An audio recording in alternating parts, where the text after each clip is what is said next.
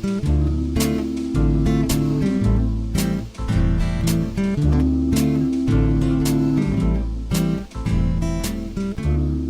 I'm Charles Purcell. This is the log for Monday, August 17th. Oh man, a day I've been looking forward to for a long, long time. But now, well, okay, let's keep a happy thought here. I mean, still an exciting day, but of course it's the first day of the Democratic National Convention here in Milwaukee, Wisconsin, but now it's a virtual event and virtually nothing happening here at all in Milwaukee. And as you know, I was pretty excited because I had my press credential all ready to go. I jumped through all the hoops. I even had a Secret Service background check. They really run you through it. So, I've been, ever since they announced that the convention would be here in Milwaukee. As you know, I'm coming to you from River West, the greatest neighborhood in the world, right here in Milwaukee, Wisconsin. Yep, ever since Milwaukee got the nod, the news came out. I decided on that day, we're going to have to do something special here and be a part of this. And got the credentials. Couldn't have been prouder and happier and more excited. And then damn COVID. So anyway, there you go. There's my little sob story. I was going to go down there and be part of it. But enough about me and my trouble. I am still going to try to give you my take on what's going on. Now, there's plenty of news out there. I'm not going to pretend to be your number one news source for this. Plenty of places you can go.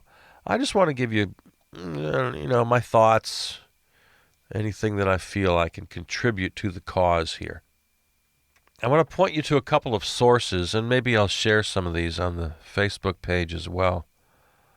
Demconvention.com. That's from the DNC themselves. Demconvention.com. And then if you go there, you can go /schedule and speakers. And that's a really nice first place to go. I'm looking at it right now. Again, demconvention.com /schedule and speakers.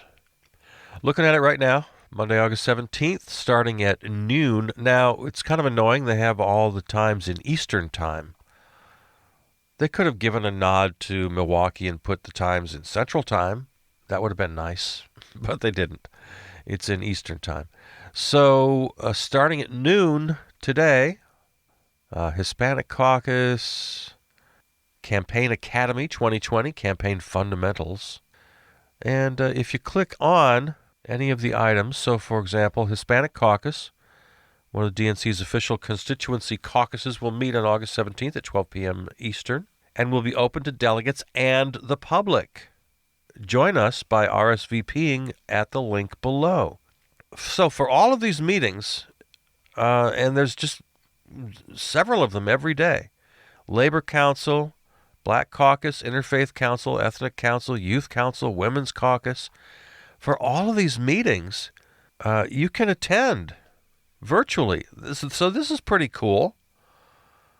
I'll tell you the truth.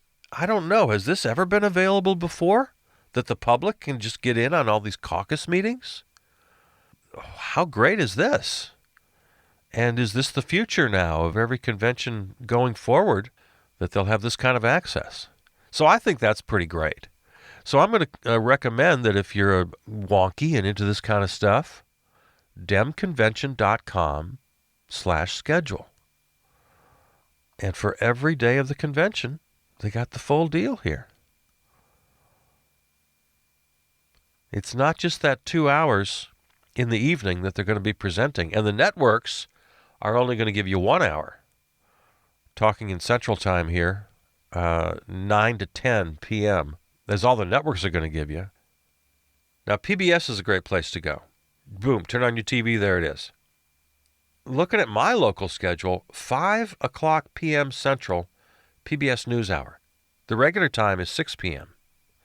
So this week they've got it on at 5, and then 6 o'clock, it's listed PBS NewsHour again. 7 o'clock, PBS NewsHour convention coverage, and that goes till 10. So just by flipping on your television, you don't have to go through any hoops and don't have to walk through fire. That's 5 hours. Because on the news hour, they're going to devote much or all of their time to it. So pretty good. Pretty good. Yeah, I'm all set up and ready to go. There's also a YouTube feed. I mean, you can find this everywhere. For the heartbreak of losing the in-person convention for those of us in Milwaukee and those of us who had our press credentials, for all of that heartbreak, I don't remember ever seeing coverage quite like this. This is pretty good. And I really want to encourage you in one particular direction here. Going directly to the source, the demconvention.com, I recommend that. Go to YouTube, going to PBS, because then you're getting the straight scoop. Because I guarantee you, the regular networks, the old networks and the cable guys and all those folks, I've seen them do this before. There'll be speakers behind them, and they'd be just literally ignoring them. It's just their talking heads, their little panels. They're more interested in the sound of their own voices, and literally ignoring the speakers happening as they speak, right behind them. It's kind of crazy. And the other thing I want to warn you about, and I'm speaking from experience here, it happens to me every year. It used to be a real problem.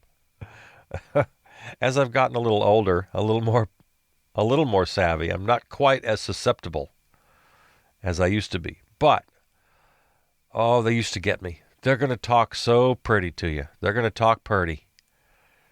The Democrats are going to say all the things you want to hear, and you're going to get so inspired and teary-eyed. They're going to get you. But that's how they get you. That's how they get you.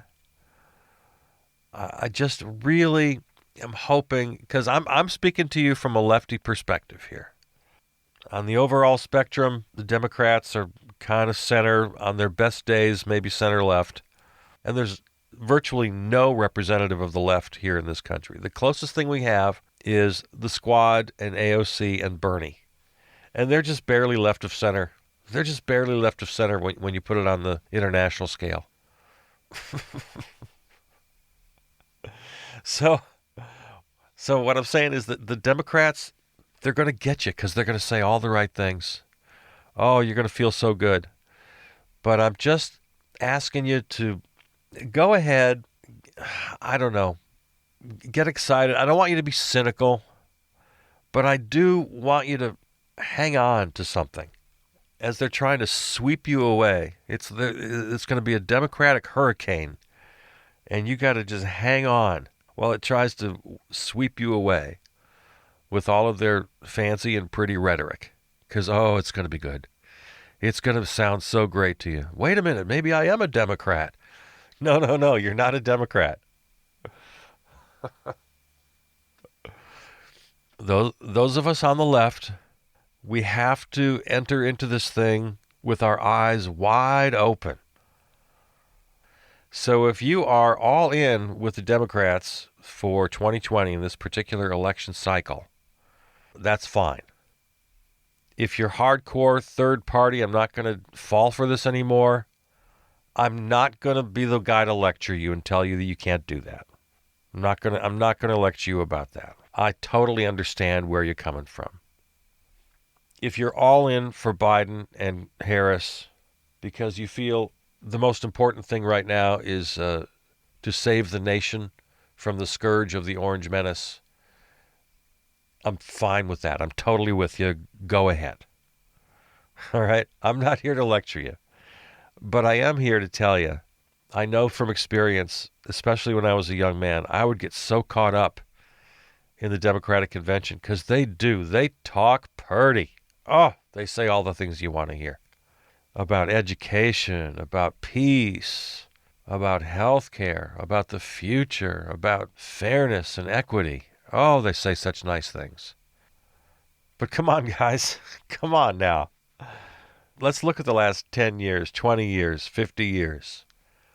Income and wealth gap gets wider and wider and wider every single year, regardless of who's in the White House. Endless wars continue regardless of who's in the White House. Health security, job security, education for way too many kids, completely inadequate. Higher education, out of the reach of most. The injustices embedded in race, gender, the prison industrial complex. Democrats will be very happy to point to their 1 steps forward, but never mention the 2 or 3 steps back. Because that's been the pattern. That's been the pattern for now many decades. So I'm not going to necessarily rain on their parade, but I'm just telling you, man, don't get swept away. Don't be fooled. They're still Democrats. They're still capitalists. They're still corporatists. Don't let them fool you. AOC is going to get a whole 60 seconds. I can't wait for that. Is that tonight? When is AOC speaking? Here, let me look it up for you real quick once. All right, let me see. Okay, so here's the lineup. Monday, tonight. Among others, big names speaking: Bernie Sanders, Gretchen Whitmer, Gwen Moore of Wisconsin. Happy to see that. Governor John Kasich, which is a big deal. Of course, he's a Republican. Senator Doug Jones, who might as well be a Republican. Amy Klobuchar. Yeah, this is they really want to stress the whole unity thing, which is fine. The unity coalition, everybody unified to get rid of Trump. I understand that. That's fine. And the big keynote speaker tonight, former First Lady Michelle Obama.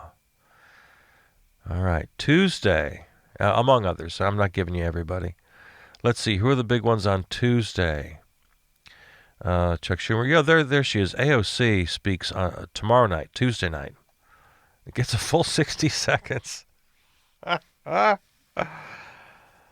And then Bubba, President Bill Clinton, and keynote speaker Dr. Jill Biden, who everybody seems to really like. I don't know anything. I don't know too much about her, except she seems to be a successful and likable person. So on this AOC thing, she and Bernie so far, well, they got one actual progressive each night. They got Bernie on Monday, AOC on Tuesday. I'm looking at Wednesday here. Nope. Well, Elizabeth Warren, she's close. Again, it's all relative. Well, I was going down the list. Let me go ahead and continue that.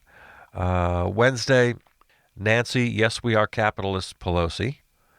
Hillary, oh, God, they gave Hillary a slot. I guess, I don't know. When does she go away? At some point.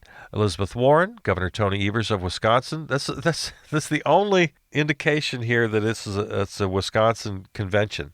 They give Gwen Moore and Tony Evers speaking slots. That's really the only way you can tell. Gabby Giffords, that's going to be interesting. Okay. And Wednesday, of course, the big night for Kamala Harris, but she does not close the night. No, that honor goes to former President Barack Obama. And then Thursday, it's Cory Booker, California's Gavin Newsom. Pete Buttigieg gets a slot, as does Tammy Baldwin of Wisconsin. Tammy Duckworth, the Biden family. They're going to trot the whole family out there. Then, of course, the big closer, the nominee himself, Joe Biden. All right, so there's your convention preview. We'll spend the week. I'll keep you covered. Again, don't count on me for all the news. There's way too many sources out there for that. But I'll try to give you some unique perspective. I'll try to give you something every day that you need to hear.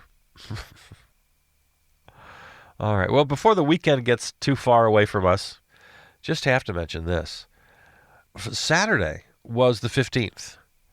And if you'll recall, a couple of weeks ago, the Orange Menace said that he was going to be throwing out the first pitch at the Yankees game, New York Yankees, on Saturday, August 15th. When the Yankees were asked about it, they said, "What? We never invited him." And then he said, "Oh, well, you know what? Actually, I can't do it after all. I've been invited, and they really want me. Boy, they just would love to have me, and they've invited me. Of course, they hadn't, but I can't make it. I'm going to be way too busy with meetings about the coronavirus. So we all marked our calendars for August 15th, and all right. So what did he do on Saturday? He golfed. He golfed at his golf course with Jay Feely, former place kicker for your New York Jets. He's going through the Jets lineup. He was with Favre a few weeks ago, and now he's with Jay Feely. So I guess next week he'll be out on the links with Al Toon, maybe? I'm trying to think of some other New York Jets. Oh, Joe Namath, of course, the most famous New York Jet of them all. Maybe he can guarantee a victory for the Orange Menace. Well, of course he'll guarantee a victory on the golf course because he cheats. He always wins. He always wins when he plays golf because he cheats, which he's trying to do for the election. He's trying his best. So not only was he on the golf course on Saturday, but, and this is just, it's hard to even say this out loud. This is so disgusting. His brother, the Orange Menace, had a couple of brothers, and one of them died on Saturday. He was in the hospital in New York dying while the Orange Menace was playing golf. He tweets this thing about how, oh, I'm so sad. He was not only my brother, but my best friend. So why in the hell were you playing golf with Jay Feely while he was in the hospital dying? That is just... This guy is just so profoundly sick. They showed footage of him going into the hospital on Friday, the day before, reportedly to visit his brother. We don't know if that happened. That's what they told us. And they showed him going into the hospital. So supposedly he visited his brother on Friday. And then he leaves and goes back to his golf resort in Jersey and plays golf with Jay Feely. And takes his dopey little picture with his thumbs up while his brother is dying in the hospital, and gives one of his dopey little pressers where he lies to everybody and says nasty things about Joe and Kamala while his brother is dying in the hospital. What is wrong with this guy? And then he just stays there. He doesn't go back to New York. He doesn't bother to go back to New York to be with his family. No, he stays in Jersey and then flies on back over to the White House.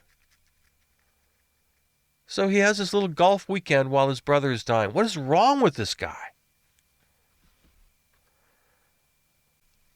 This reminds me of another thing we're going to have to deal with this week as we watch the convention. Usually, in normal times, and normal times are over now, back in the day, while one party had their convention, the other party pretty much kind of laid low. It's like, okay, this is your week, and then we'll have our week. And it was kind of a mutually agreed that, all right, we'll pretty much shut up while you have your week, and you shut up while we have our week. And that was just kind of an unwritten rule. Well, that's all out the window now. And you can absolutely bet that the Orange Menace will go full out counter-programming every night of the week. He's scheduled to be in Biden's hometown of Scranton, Pennsylvania on Thursday night, having some big, tractor pull and hot dog eating contest at the very moment that Biden is accepting the nomination. So, and he's doing a couple of, he and Bobblehead Mike are doing a couple of events in Wisconsin. So, yeah, it's going to be full out every night, counter-programming. He's going to just be as outrageous and try to grab the headlines every day. And we've got to decide how we're going to deal with that. And it's kind of how we always have to deal with the Orange Menace, but this week it's really going to be magnified. I mean, there are a couple things he does here. Sometimes it's just a foolish distraction that we can ignore. That's often the case. It's best just to ignore the toddler and the little tantrum he's having. Often that's the case. But we can't always do that. For example, the post office story. That's something we have to take very, very seriously. We can't just write it off as, oh, there he goes again. No, this is a very serious story. We haven't gotten into it too deeply, but then, oh my God, it really hit the fan on Friday and then over the weekend. So sometimes you really do have to take a minute, as much as you don't want him to dominate the news cycle. There's sometimes he leaves us with no choice. Well, he's taking a sledgehammer to the Constitution and to the United States itself. I guess maybe we should take note. Maybe try to take the sledgehammer out of his hand. So there's that. Now there's a third category, and that is something he does that's serious, but we can at least put it off until after the convention. And I don't know what that is yet. I don't know what he's got in his little bag of tricks that he's going to try to pull. So think of those three categories. Every time he does something to try to dominate the news cycle. 1, is it a distraction that we can ignore? 2, is it serious and we better damn well address this immediately? Or 3, yeah, this is serious, but let's put it over here. We can deal with it after the convention. But sometimes you got to get right on things. I mean, the post office thing is a great example. This immediate uproar, well, it wasn't too immediate, but like I said, it hit the fan over the weekend, especially when they saw some really outrageous things. We find out that up to 1,000 of these huge mail sorters, this apparatus, being removed from postal centers all around the country. That mailboxes, the big blue iconic mailboxes, removed from all over the country. And this is where social media really has a great impact. Just the immediate outrage put a stop to that. But then as soon as the Postal Service announced, okay, we're not going to take any more mailboxes away, then we start seeing pictures of mailboxes that are locked shut, these big red locks that don't allow you to drop any mail into them. So now they're all over the place. And Pelosi has called back Congress, and she's going to demand to talk to the postmaster, DeJoy, Trump lackey donor. It's just incredible. The guy does several impeachable things every single week. You could impeach this guy every day. As he's trying to foul up the election here, I'll remind you of one thing. Several of my friends have reminded me, and I looked up the numbers here. Do you know how many Christmas cards are delivered every year? According to Hallmark, approximately 1.3 billion cards are sent annually. Other estimates have it closer to 2 billion. So depending on who you talk to, I don't know exactly, but that's a lot of cards. From 1 to 2 billion Christmas cards are sent every year. And the post office has no trouble. Average delivery time, 3 to 7 days. 3 to 7 days. 1 to 2 billion in 3 to 7 days. You know how many registered voters there are? 153 million, I think, at the last count. If every single registered voter voted by mail, that's 153 million ballots. The post office can certainly handle it if they're not systematically destroyed, dismantled by the Orange Menace. Lord mercy. There's lots of advice out there about how to vote.